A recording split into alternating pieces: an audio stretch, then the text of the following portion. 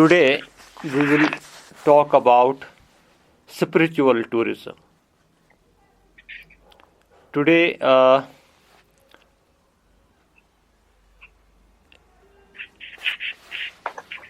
actually,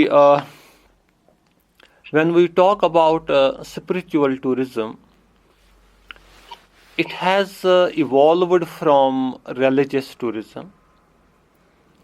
As you might be aware, that people used to travel to undertake pilgrimage uh, according to their religion, according to their faith. People used to travel a lot and used to face a lot of hardships, but they were highly motivated to undertake such travel as a religious obligation. Whether the religion was Christianity, whether it was Islam, whether it was Hinduism, or any other religion. Uh, so, suppose Christians used to travel to the Vatican City, where they had their own sort of holiness attached with that city. Or, for example, Hindus used to travel to various tirthas, or we can say dhams, as you have char dhams in India. You are yourself watching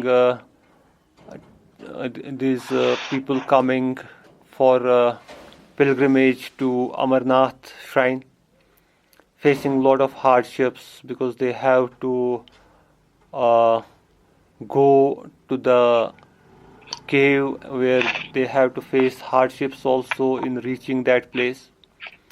But despite of all that, people undertake such hardships to fulfill their religious obligations. Or we can talk about Muslims who perform Hajj. And nowadays, although there are a lot of facilities for performing Hajj, but we have also witnessed those times when that travel was full of hardships, but still people used to go and perform Hajj that time also. Even people have, there are some people who have gone for performing Hajj on foot centuries back. So it used to take years for them to undertake that pilgrimage. So this is actually how religious tourism evolved over a period of time. Then, with the passage of time, facilities also started for the pilgrims. As you are witnessing right now, there are helicopters being used for the pilgrims to facilitate their travel to undertake Amarnath Yatra. So from Pahalgam, they are taking the helicopter ride, and within minutes they reach the cave.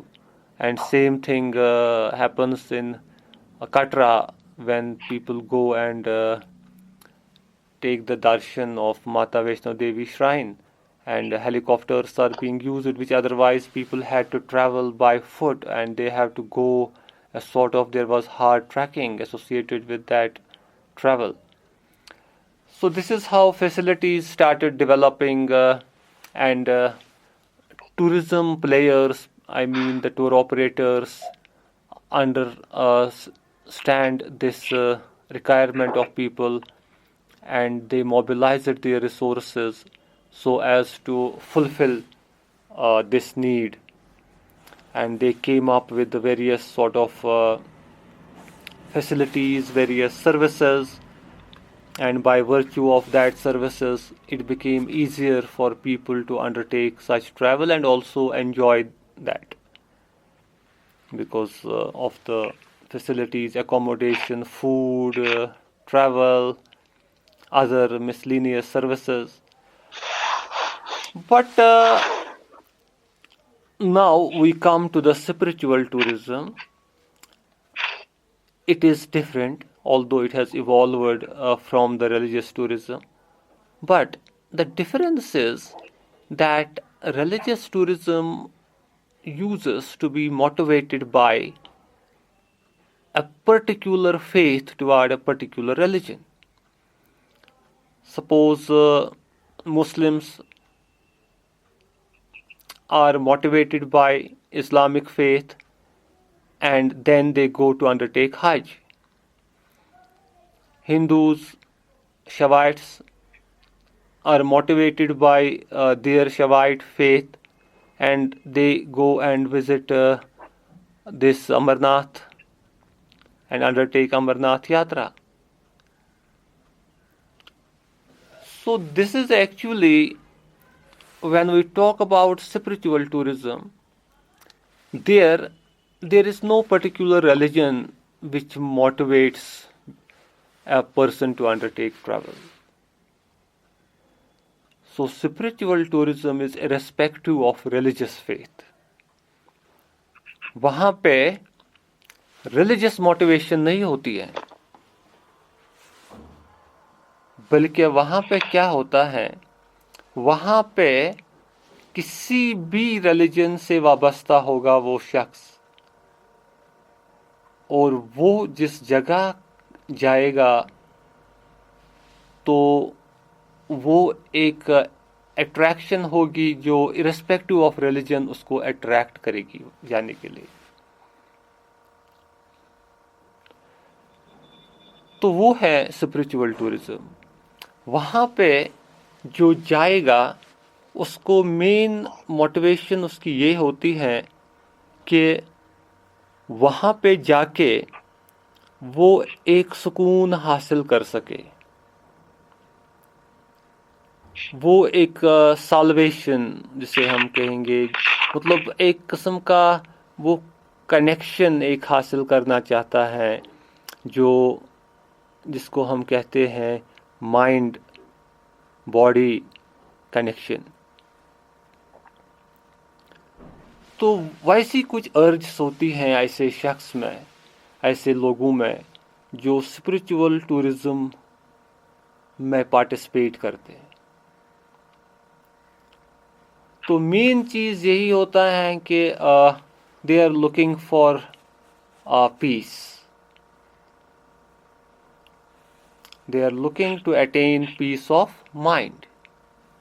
And in order to attain that peace of mind, they undertake travel to such places which they feel will enable them to achieve a peaceful state of mind.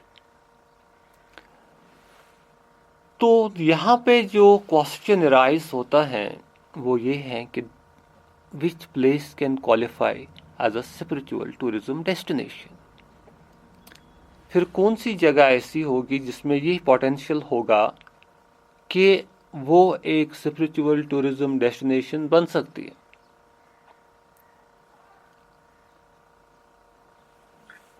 तो यहाँ पे एक जो हमने पहले ही discuss की एक main difference religious tourism और स्पिरिचुअल टूरिज्म के बीच में, कि स्पिरिचुअल टूरिज्म में रिलीजियस टूरिज्म के रिलेटेड जैसे होता है, वहाँ पे एक रिलीजियस अट्रैक्शन होती है. यहाँ पे religious, it is irrespective of religion. A person can be belonging to any religion but still he will visit that place. So it means that here the attraction is something which has no inclination to any particular religion. तो क्या हो सकती है अब ये attraction? What can be that?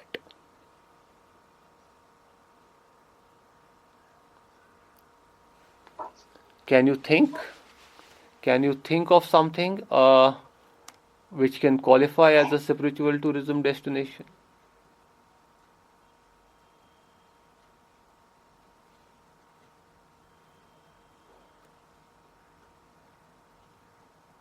Mountain, rivers, attraction میں آ سکتی ہے. Okay, you can talk about mountain, rivers. Uh, yes. So how can you feel that mountain can be a spiritual tourism destination? سر کیونکہ جب ایک انسان جائے گا اسپریچول ٹوریزم کے لیے اس کو کیا چاہیے؟ پیس آف مائنڈ. جب وہ وہاں پہ نیچرل بیوٹی دیکھے گا جیسے ماؤنٹینس، ریورس، وہ ان کے ساتھ مطلب اس کا مائنڈ کنیکٹ ہوگا. جب وہ وہاں کی بیوٹی دیکھے گا تو obviously بات ہے اس کا وہ اسٹریس کم ہو جائے گا اور اس کو پیس آف مائنڈ ملے گا. Okay, good. You have tried to explore the logic.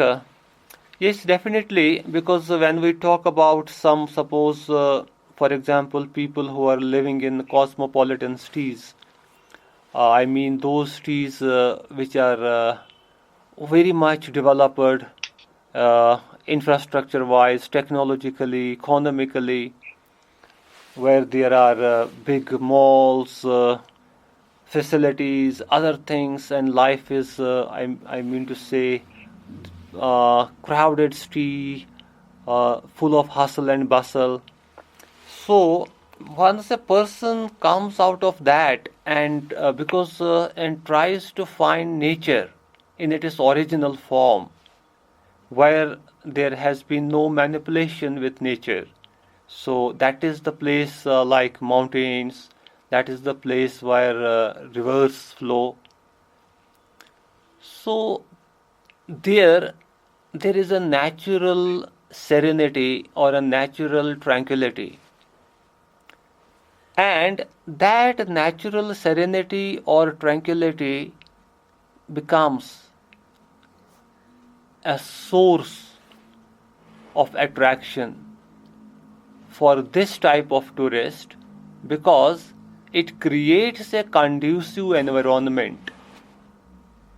It creates such an environment which is conducive for that type of travel. So that is true that people may look for such places where they can find it easier to connect their mind with their body, to have a connection between mind, body, and soul. So what other things can be looked for this type of tourism?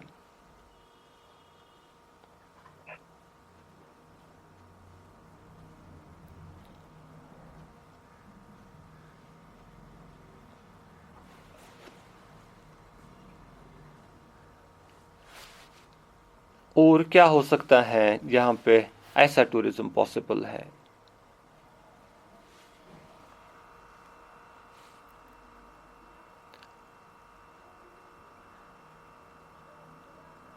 اور ہو سکتا ہے ویسی ہی suppose اگر آپ دیکھیں گے وہی ایسی ہی جگہ ہیں جہاں پہ جو ہولی پیپل جن کو ہم سینٹس کہتے ہیں، تو ایسی ہی جگہوں پہ وہ لوگ بھی اپنی میڈیٹیشن، اپنی عبادت، اپنی تپسیا کرتے آئے ہیں. جیسے ہم انڈیا میں ہمالیاز کی بات کرتے ہیں، ہمالیاز ماؤنٹینس کی بات، اور ہمالیاز میں یہ مطلب کہا گیا ہے کہ وہاں پہ کافی جو مونکس ہیں، سینٹس ہیں، تو Himalaya is considered to be an abode of such people who constantly meditate in the mountains. تو ایسی جگہیں جو ہیں وہ کافی امپورٹنٹ ہوتی ہے اس ٹائپ آف ٹورزم میں. اسپریچول ٹورزم میں ایسی جگہوں کی کافی اہمیت ہے. That means people go to such places where some holy person had meditated. جہاں پہ کوئی بزرگ ہو، اس نے عبادت کی ہے. آج کل آپ بھی دیکھتے ہیں کہ دور دور علاقوں میں ہم سپوز اشمقام کی بات کریں گے، وہ بھی ایک پہاڑ کے بیچ میں ایک استان ہے زن شاہ صاحب کا وہ جو درگاہ ہے عش مقام میں جو پہلگام روڈ پہ آتا ہے. تو یا ایون آپ سارے شریف کی بات کریں گے وہ بھی تو ایک پہاڑی پہ ہی لوکیٹ ہے. نو ڈاؤٹ اب وہاں پہ بستی بن گئی کیونکہ لوگ رہنے لگے. تو ایسی جگہوں پہ پہلے یہ پہاڑیوں کے بیچ میں کچھ لوگ عبادت کرتے تھے. تو پھر وہ جگہ لوگ ان جگہوں پہ جانا شروع کرتے تھے اور پھر وہ وہاں پہ درگاہ بن گئے. ان کے گزرنے کے بعد ایسی جگہوں پہ پھر کافی موومنٹ شروع ہونے لگی. تو یہ اور ارسپیکٹو آف ریلیجس فیتھس لوگ ایسی جگہوں پہ جاتے رہتے ہیں. تو یہ اسپرچول ٹورزم کے ڈومین میں آ جاتا ہے. کیونکہ جو ہولی پیپل ہوتے ہیں وہ اکثر they use to meditate at such places which are away from the hustle and bustle of people, جہاں پہ لوگوں کی موومنٹ بالکل کم ہو تاکہ وہ ڈسٹرب نہ ہو اپنی عبادت میں. تو وہ ایسی جگہوں کو ہی آئیڈینٹیفائی کرتے تھے جو دور ہو, کیونکہ یہ تو آپ دیکھتے ہیں کہ اکثر لوگ پلینس میں رہتے ہیں, پہاڑوں پہ بہت کم لوگ رہتے ہیں کیونکہ پہاڑوں پہ رہنا مشکل ہے, وہاں پہ پہنچنا, وہاں پہ سروائیو کرنا. تو لوگ ایسی جگہوں پہ رہتے ہیں, سٹیز جو ہے مین وہ ایسی جگہوں پہ ہیں جہاں پہ آسانی ہے. تو جو سینٹس ہوتے ہیں وہ اکثر ویسی جگہوں کو جاتے تھے جہاں پہ مشکلات تھے پہاڑیوں پہ, باقی تاکہ لوگ زیادہ وہاں پہ نہیں آئے ان کو ڈسٹرب کرنے کے لیے. وہاں پہ آئسولیشن میں وہ اپنا جو اپنی کام اپنی میڈیٹیشن ہے وہ اس کو کرتے تھے. تو پھر ویسی جگہیں آج کل اسپرچول ٹورزم ڈیسٹینیشنس بن گئی ہیں. آج کل لوگ جو اپنی روحانی نرشمنٹ کے لیے, جو اسپرچول نرشمنٹ کے لیے ان جگہوں کی اور جاتے ہیں. So that is the other aspect. اور جیسے میں نے ابھی آپ کو کہا ہمالیاز کی بات میں نے کہی, تو اس پر دیر از a very beautiful book that is written by Mr. Robin Sharma. So that is actually the monk who sold his Ferrari, جو وہ بک ہے. تو اس میں اس کا بہت اس نے ایک اس کو ریفلیکٹ کیا ہے اس چیز کو بہت اچھی طرح سے اپنی بک میں. تو اس کو پورٹرے کیا ہے کہ how a person who was living in Europe, ایک سکسیسفل لائر جو تھا یورپ کا, تو وہ کیسے مطلب اسی کی وہ سٹوری اس میں ریفلیکٹ کرتا ہے. And that had paved a way for this type of tourism, کیونکہ اس نے ہمالیاز کو بہت اچھی طرح سے ریفلیکٹ کیا ہے. یہ سینٹس جو یہ سیجز ہیں ان کی بارے میں کمپلیٹلی اس ڈیٹیل میں لکھا ہے. تو تھوڑا سا میں آپ کو بتاؤں گا تاکہ آپ کو یہ انڈرسٹینڈ ہو جائے. تو اس میں جو اس نے مینشن کیا ہے actually that is about a lawyer of Europe. وہ بہت سکسیسفل وکیل ہوتا ہے اپنی کنٹری کا, اور اس کا نام ہوتا ہے جولین. تو پھر کیا ہوتا ہے اس میں, کیونکہ وہ کارپوریٹ کیسز لڑتا تھا, کارپوریٹ جو بڑی بڑی کمپنیز ہوتی تھی یورپ کی, تو ان کے لیے وہ وکالت کرتا تھا, ان کے کیسز لڑتا تھا, کیونکہ وہی اس کو افورڈ کر پاتے تھے, کیونکہ اس کے فیس جو تھے وہ بہت ہائی تھے. وہ انڈیویجول کوئی پے نہیں کر سکتا تھا, تو کمپنیز اس کو ہائر کر سکتی تھی. اور اس کا ریکارڈ تھا جولین کا کہ اس نے کوئی کیس ہارا نہیں تھا اپنی لائف میں. جو اس کا ریکارڈ تھا, تو اس نے کوئی کیس ہارا نہیں تھا. تو ایسی سچویشن میں ایک سکسیسفل انسان کے روپ میں اس کو ریفلیکٹ کیا ہے جولین کو، جس کے پاس سب کچھ تھا، جس کے پاس ایک بڑا پیلس تھا ایک آئی لینڈ میں، جس کے پاس اپنا ہیلی کاپٹر تھا، جس کے پاس بہت ایکسپینسو کارز تھی لائک فیراریز اور باقی گاڑی، جس کے پاس لائف کی ہر کوئی فیسلٹی تھی، سکسیسفل کریئر تھا. تو ایک دن یہ کہتا ہے کہ یہ اٹلانٹا ایئر ویز ایک کمپنی تھی، وہاں کی ایئر لائن کمپنی، ان کا کیس لڑ رہا تھا، تو اچانک یہ کورٹ روم میں ہی گر پڑا. کون؟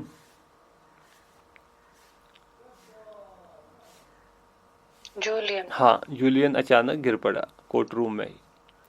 تو جب یہ گر پڑا وہاں پہ، تو وہاں پہ سارے لوگ پریشان ہو، اس کو اچانک کیا ہوا. اور یہ جو مطلب یہاں پہ پورٹری کرتا ہے یہ سٹوری، وہ اس کا اسسٹنٹ ہوتا ہے جو اس کے ساتھ کام کرتا ہے، مطلب اس کو اسسٹ کرتا ہے اس کے کام میں، جولین کے کام میں. اور وہ جو اسسٹنٹ ہوتا ہے وہ دنیا کی سب سے جو بڑی ٹاپ یونیورسٹی ہارورڈ یونیورسٹی سے وہ لاء کی ڈگری کر کے آیا تھا. تو اب آپ یہ اندازہ کر سکتے ہیں کہ جو ٹاپ لاء انسٹیٹیوشن سے ڈگری کر کے آیا تھا، اور وہ اس کے پاس ایز اسسٹنٹ ایز انٹرن اس کے پاس کام کرتا تھا، تو اس کی ریپوٹیشن کیا تھی ورلڈ میں جولین کی. تو وہی بولتا ہے کہ جب میں نے اس کو دیکھا تو کورٹ روم میں یہ ویسے اسٹرگل کرتا تھا، مطلب جیسے ایک ہوتا ہے نا کیڑا، جب وہ اس کو لات پڑتی ہے یا کچھ، پھر وہ کافی وہ اسٹرگل کرتا ہے. تو ویسے ہی اس کا حال ہوا تھا. اتنے سکسیسفل آدمی کا ود ان سیکنڈس ایسی سچویشن میں آ گیا کہ یہ ہیلپ لیس محسوس کر رہا تھا، بات نہیں کر رہا تھا، اٹھ نہیں پا رہا تھا، زمین پہ گر پڑا تھا یہ جولین. تو پھر ایمبولانس باقی ساری چیز منگوا کے اس کو ہاسپٹل بھیجا گیا، اور کچھ وقت کے بعد یہ ریکور ہو گیا. اس کو ہارٹ اٹیک آیا تھا، اور ہارٹ اٹیک کے بعد جب یہ ریکور ہو گیا تو اس کو مطلب ریسٹ پر ہی جاتا ہے پھر انسان کچھ دن، ہفتہ 2 ہفتے. لیکن وہ کہتا ہے جو اسسٹنٹ اس کا ہے کہ یہ ہفتہ بھی ہوا تو یہ آیا نہیں پھر آفس. اور وہ کہتا ہے کہ جب میں اس کو ملنے گیا ہاسپٹل تو وہاں انہوں نے بولا کہ یہ ملنا نہیں چاہتا ہے کسی سے جولین. تو میں ہاسپٹل کے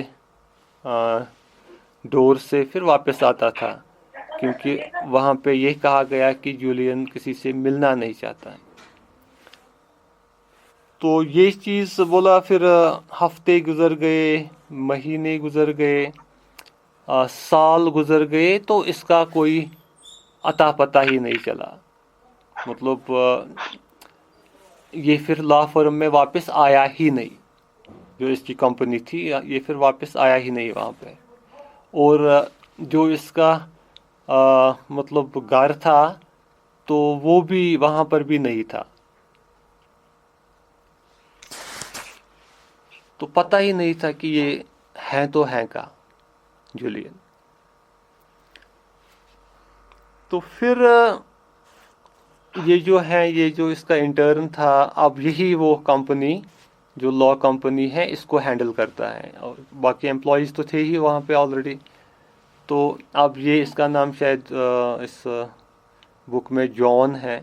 جان کہتا ہے کہ اب میں ہی اس کمپنی کو ہینڈل کرتا تھا جولین کی ایبسینس میں، اور کافی ریپیوٹیڈ کمپنی تھی یہ لا فرم، جس کو کافی کلائنٹس تھے، ہائی پروفائل کلائنٹس. تو بولا ایک دن میں اپنے آفس میں کوئی مطلب کیس اسٹڈی کر رہا تھا، تو اسسٹنٹ میری آ گئی اور اس نے بولا کہ آپ سے کوئی ملنا چاہتا ہے.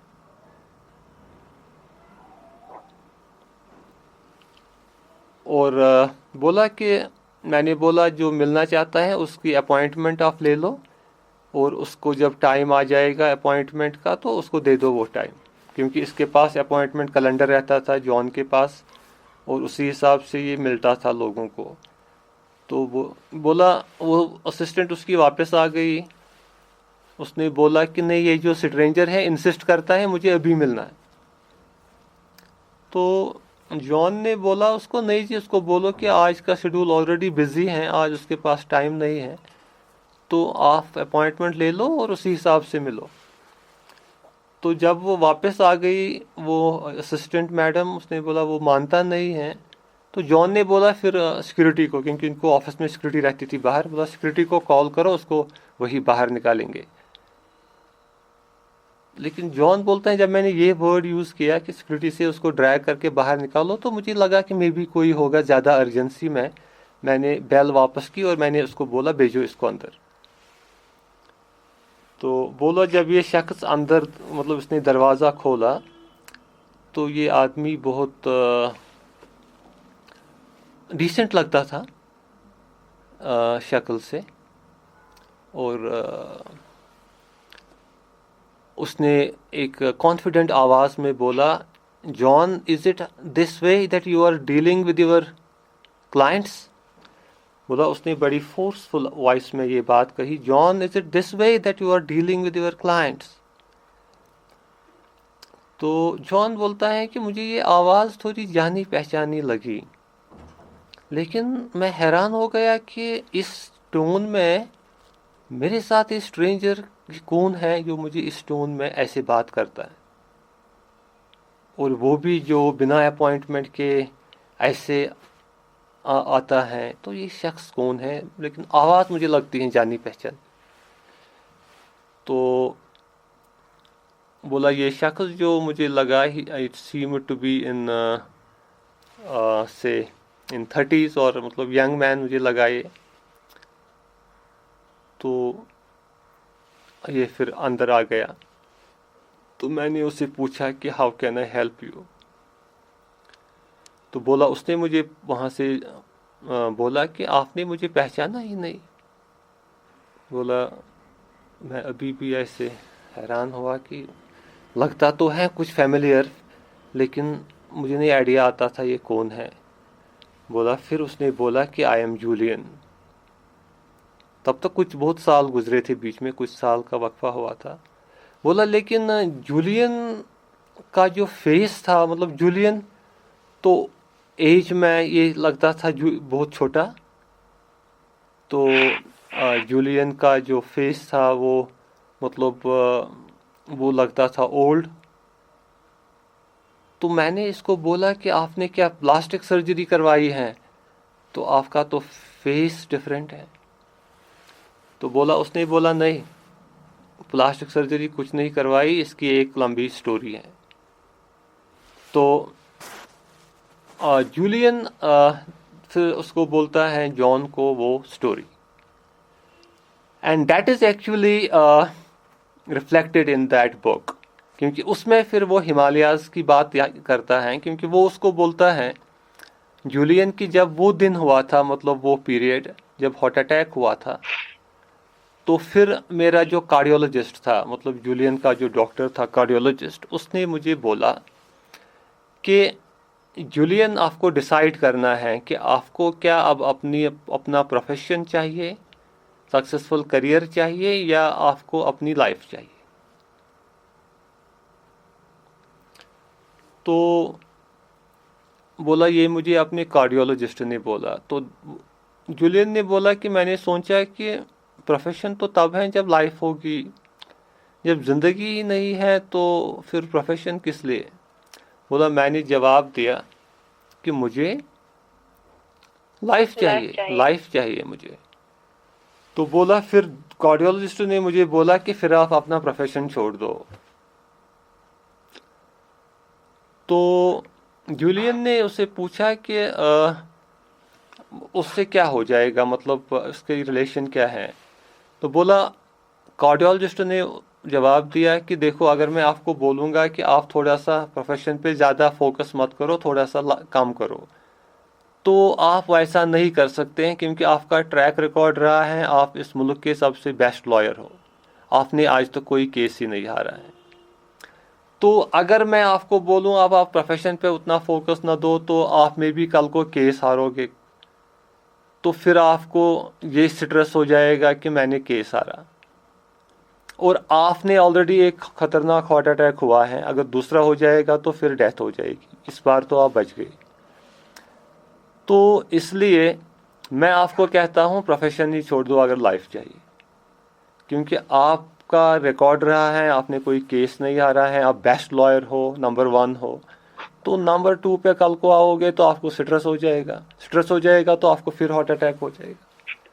بولا جب اس نے مجھے ایسے سمجھایا تو میں نے بولا ٹھیک ہے، لائف کے لیے تو میں پروفیشن چھوڑ دوں گا، اور میں نے یہ پروفیشن چھوڑ دیا، اور بولا کہ پھر میں نے ڈیسائیڈ کیا کہ آئی ول گو ٹو انڈیا، کیونکہ اس نے وہاں پہ سنا تھا کہ وہاں پہ ہمالیاز میں سینٹس ہوتے ہیں، تو وہاں پہ ان کی کمپنی میں پیس مطلب سٹریس ختم ہو جاتا ہے۔ بولا میں ان کی تلاش میں انڈیا کی اور نکل گئے۔ تو بولا پھر وہ وہی سٹوری پوری بتاتا ہے، that is a big book which mentions that. تو اس میں when he reaches India that how people treat me in the villages, کیونکہ وہ پھر گاؤں کے میں رہتا ہے، بہت ولیجز میں وہاں پھر پتہ کرتا ہے ہمالیاز کے روٹس کے بارے میں۔ تو پھر بولتا ہے کہ فائنلی مجھے ایک کلیو مل گیا کہ ایک جگہ ہے ہمالیاز میں جہاں پہ وہ سوانا ہے ایک جگہ، وہاں پہ ایک تھوڑی سی کمیونٹی رہتی ہے جو بالکل باقی ورلڈ سے کوئی ٹچ نہیں رکھتے ہیں، تو ان کو کہتے ہیں سیجز آف سوانا۔ تو بولا کہ میں نے اب کچھ بیگ میں اٹھائی چیزیں کھانے پینے کی، اور میں ہمالیاز کی اور اکیلے چلا گیا ان کو ڈھونڈنے کے لیے۔ بولتا ہے کہ میں لگ بھگ 7 دن کی ٹریکنگ کر رہا ہوں، مجھے کوئی شخص نہیں ملا۔ تو 7 دن کے بعد میں نے ایک آدمی کو دیکھا جو میری نظر سے تھوڑا دور تھا، آگے چل رہا تھا، اور میں اس آدمی کو دیکھ کے پکارنے لگا۔ بولا اس آدمی نے تو میری بات سن لی لیکن اس نے پیچھے نظر مڑ کے نہیں دیکھا۔ تو بولا میں اور تیز چلتا ہوں اور تاکہ اس کے قریب پہنچوں، اور میں پھر سے پکارتا ہوں لیکن وہ آدمی کوئی جواب وہاں سے نہیں دیتا تھا۔ اس کو پورا وہ ایک کپڑے میں تھا، وہ ریڈ کلر کا پورا اوپر سے نیچے تک، اور ہاتھ میں کچھ ایک چھوٹی سی باسکٹ تھی، اس میں کچھ پھول تھے، تو وہ تھا اس کے ہاتھ میں۔ تو میں اس کو بلاتا ہوں لیکن وہ آواز ہی نہیں دیتا ہے۔ مطلب فائنلی میں نے ایک آواز دی کہ میں 7 دن سے یہاں پہ کچھ تلاش کر رہا ہوں، اور اگر مجھے اب کھانے پینے کی چیزیں بھی ختم ہو گئی جو مجھے ساتھ تھی، تو اب میرا سروائیو کرنا مشکل ہو جائے گا، تو میں تلاش۔ بولا وہی سن کے اس نے مڑ کے دیکھا پیچھے اور رک گیا۔ تو اس کے بعد وہ اس کو اپنے ساتھ لیتا ہے، اور وہ وہی پہنچتا ہے جو جس جگہ کے بارے میں اس نے سنا تھا کہ وہاں پہ سیجز ہیں۔ تو وہ ایک کمیونٹی میں پہنچا جس کو سوانا کہتے ہیں، سیجز آف سوانا۔ تو وہاں پر اس نے بولا کہ وہ لوگ بہت ایک انوائرمنٹ میں تھے جہاں پہ بہت وہ اپنا کام کرتے تھے، کوئی تھوڑے سی سبزی کے ساتھ مطلب گارڈننگ کے ساتھ کرتا تھا، کوئی کچھ اور کام کرتا تھا، کوئی نہ کوئی کچھ نہ کچھ کرتا تھا وہاں پہ۔ تو بولا وہاں پر مجھے ایک کمرہ دیا گیا بیٹھنے کے لیے، ایک سمپل سا روم، اور میں نے وہاں پہ اپنا یہ سامان جو تھا رکھا اور تھوڑا ریلیکس کیا۔ بولا پھر مجھے سمپل سا کھانا دیا گیا جو وہ کھاتے تھے، سمپل فوڈ۔ لیکن یہ بولتا ہے جولین کہ جب میں نے وہ کھانا کھایا تو مجھے اس کھانے کو کھانے میں اتنا مزہ آیا جو ٹیسٹ میں نے کبھی محسوس نہیں کیا تھا۔ جولین کہتا ہے کہ جب میں 5 سٹارز میں جاتا تھا شیمپین پارٹیز پر یا باقی وہ ہوتی تھی پارٹیز، تو میں کمپیئر کرتا ہوں لیکن میں سوچتا ہوں کہ وہاں پہ کوئی ایسا مزہ مجھے کبھی آیا نہیں ہے جو یہاں پہ اس کو کھانے میں آیا۔ تو بولا کہ پھر اگلے دن میں شام کو باہر بیٹھا تھا اسی ہٹ کے باہر، اور مجھے اوپر دیکھ رہا تھا اسکائی کی اور اسکائی میں اس وقت مون شائن کر رہی تھی، اسٹارز تھے، اور میں ان کی اور دیکھ رہا ہوں، اور ان کی اور نظر ڈال کے مجھے اتنا اچھا لگ رہا تھا، مطلب اتنا مزہ آ رہا تھا. اور میں نے جیسے پہلی بار نوٹس کیا آسمان کو اس صورت میں.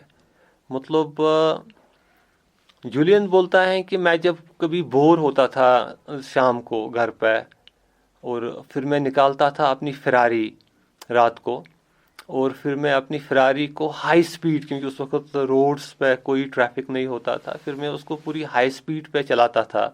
مطلب رورنگ فراری کا ایک چیز ہے، جب اس کو ایکسیلیٹر پورا دباتے ہیں اس کی ہائی ساؤنڈ نکلتی ہے، وہ وائس نا، مطلب آواز. بولا پھر وہ فراری کی رورنگ ساؤنڈ جب نکلتی تھی، اور اس کی سپیڈ تھوڑا سا مجھے تھرل دیتی تھی، مطلب تھوڑی ایکسائٹمنٹ دیتی تھی تھوڑی سی. لیکن میں یہاں پہ جب ان اسکائی کو، مون کو، سٹارز کو اس وقت دیکھ رہا ہوں، میں کمپیئر کرتا ہوں کہ فراری کی وہ ڈرائیو تو اتنا مزہ کبھی نہیں دیتی تھی جتنا اس وقت آ رہا ہے. تو بولا ایسی ایسی چیزیں جب میں نے فیل کی تو it was actually some thing that give me a lot of peace. تو اس میں مجھے بہت ہی اچھا لگا، جو کبھی میں نے فیل نہیں کیا تھا جب میرے پاس سب مٹیریل چیزیں تھی. تو یہ چیز جو ہے، یہ بولتا ہے کہ پھر کیا ہوا. پھر ایک دن، مطلب بہت دن ہو گئے تھے، تو پھر مجھے ایک دن اس کو پہلے دن ملا تھا، جس نے اس کو لیا تھا وہاں پہ، وہی اس کمیونٹی کا ہیڈ تھا. تو بولا کہ پھر ایک دن کیا ہوا، پھر ایک دن مجھے اس نے بلایا اور اپنے پاس بٹھایا، اور بولا اس نے مجھے اپنے پاس بٹھا کے یہ بات بولی کہ میں آپ کو آبزرو کر رہا تھا اتنے دن. وہ بولتا ہے، وہ جو ہیڈ سیج تھا سواناز میں، وہ اس کو بولتا ہے جولین کو کہ میں آپ کو آبزرو کر رہا تھا بالکل اتنے دن جتنے دن آپ یہاں تھے، اور مجھے لگا کہ آپ کو جو یہاں پہ سیکھنا تھا آپ خود ہی سیکھ رہے ہو، آپ کو سکھانے کی ضرورت مجھے نہیں محسوس ہوئی. لیکن اب میں آپ کو ایک بات بولوں گا، ایک ایڈوائس دوں گا، لیکن ایک شرط ہے کہ یہ چیز آپ پھر باقیوں تک پہنچاؤ گے یہ بات. تو اور آپ کو پھر یہاں سے اب نکلنا ہے واپس، یہاں ہی نہیں بیٹھنا ہے، آپ کو یہاں سے پھر واپس نکلنا ہے اور اس بات کو باقیوں تک پہنچانا ہے. تو بولا کہ اس نے I think we will be continuing with this story inshallah tomorrow, I mean day after tomorrow as well, because actually جو یہ ہے نا، جو میں آپ کو نریٹ کر رہا تھا، اس کی ایک it has got a very deep relation with peace tourism, and that you can understand once it will end. So because actually جو یہ ایگزامپل آپ نے دیکھی اس جولین کی، who was a very successful lawyer, and جو یہ narrate کر رہا ہے یہ بات، تو اس میں یہی ایک فاؤنڈیشن بنتی ہے پیس ٹورزم کے لیے، because how it changes one's way of life, one's thinking, one's ایٹیچیوڈ. تو اسی پہ ڈیزائن ہو سکتی ہیں پیس ٹورزم پیکیجز.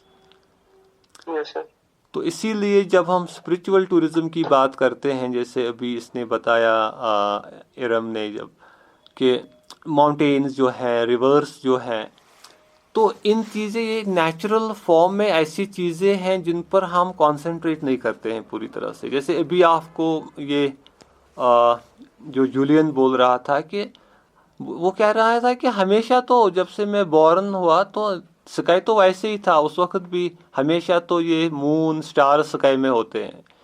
لیکن یہ کہتا ہے کہ آج جب میں اس کو کانسنٹریٹ کرتا ہوں سکائی کی اور اس کو میں دیکھتا ہوں، آج تاروں اور چاند کو دیکھ کے اتنا مزہ لگ رہا ہے, اتنا مزہ آ رہا ہے کہ میں نے کبھی یہ ضرورت ہی نہیں سمجھی اس چیز کو دیکھنے کی. میں تو باقی چیزوں پہ کانسنٹریٹ کرتا تھا. جیسے یہ بولتا ہے کہ میں جب بور ہوتا تھا میں فراری نکالتا تھا, فراری پہ رائڈ کرتا تھا, وہ car, that is a very expensive car, Ferrari car. تو اس کو میں مطلب تیز سپیڈ میں چلاتا تھا. لیکن پھر جب میں واپس آتا تھا وہ ڈرائیو کر کے, تو وہ تھوڑی ایکسائٹمنٹ رہتی تھی اس دوران, ڈرائیونگ کے دوران. تو لیکن ابھی جو وہ محسوس کر رہا تھا, جو مزہ آ رہا ہے چاند اور تاروں کو دیکھ کے, تو یہ کمپیئر کرتا ہے کہ that pleasure I did not drive from driving the Ferrari. تو اسی لیے جو یہ نیچرل اسپاٹس ہوتی ہیں ان کی ایک امپورٹنس ہے spiritual tourism, right. Yes, sir. So you can just try to recapitulate what you have understood today, or on that basis you can write what you have understood. You can write something over that کہ آپ نے کیا understand کیا اس سے. اور may be آپ کو کوئی ایسی ایگزامپل خود کی تھوڑا سا کچھ ایسا آپ کو کوئی ایگزامپل نکلے جہاں پہ آپ کی کوئی اپنی ایسی ایکسپیرینس ہو جو آپ شیئر کرنا چاہو گے, تو you write that also, right, so that Yes, sir. We can have. ہاں, اس بک کا نام, بک کا نام اور آتھر کا نام کیا ہاں تھا اس کا؟ بالکل, اس بک کا نام دا مونک ہو سولڈ ہز فراری.